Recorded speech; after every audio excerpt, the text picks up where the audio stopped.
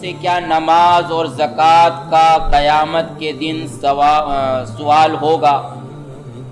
یعنی غیر مسلم نماز نہیں پڑھتے ہیں، زکوٰۃ نہیں دیتے ہیں، تو کیا قیامت کے دن ان سے یہ بھی پوچھا جائے گا کہ تم نے کیوں نماز نہیں پڑھی یا تم نے کیوں زکوٰۃ نہیں دی؟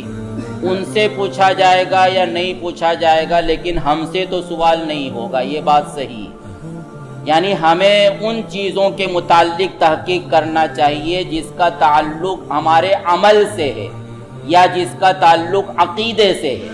تو عقیدے سے متعلق کوئی عمل کوئی چیز ہو تو اس کی تحقیق کرنا چاہیے کہ اس کے متعلق ہمیں کیا اعتقاد رکھنا چاہیے،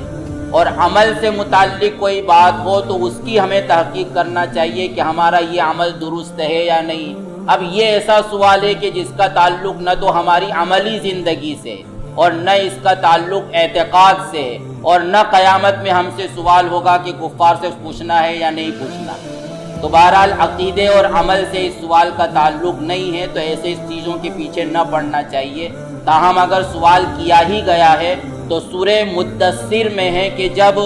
جہنمیوں کی اور جنتیوں کی آپس میں گفتگو ہوگی تو جنتی جہنمیوں سے پوچھیں گے کہ ما سلککم فی سقر،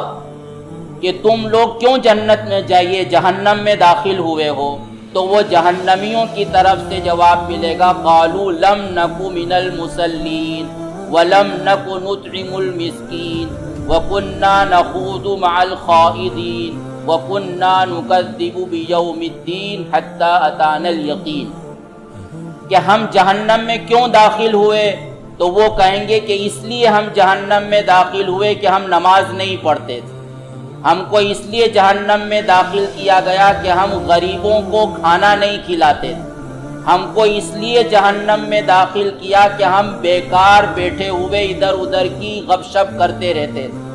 اور اس لیے ہم کو جہنم میں داخل کیا گیا کہ ہم آخرت کو جھٹلاتے تھے، اور یہی ہماری حالت رہی یہاں تک کہ ہماری موت آ گئی۔ تو یہ جو آخری جملہ ہے کہ ہم آخرت کو جھٹلاتے تھے، ظاہر ہے کہ آخرت کو جھٹلانا یہ تو کفر ہے، تو معلوم ہوا کہ یہ کافر کہیں گے کہ ہم نماز نہیں پڑھتے تھے۔ تو اس سے معلوم ہوا کہ نماز نہ پڑھنے پر اور غریبوں کو کھانا نہ کھلانے پر بھی ان کو عذاب ہوگا، جیسے کہ ایمان نہ لانے پر ان کو عذاب ہوگا۔ تو اس آیت سے بظاہر یہ معلوم ہوتا ہے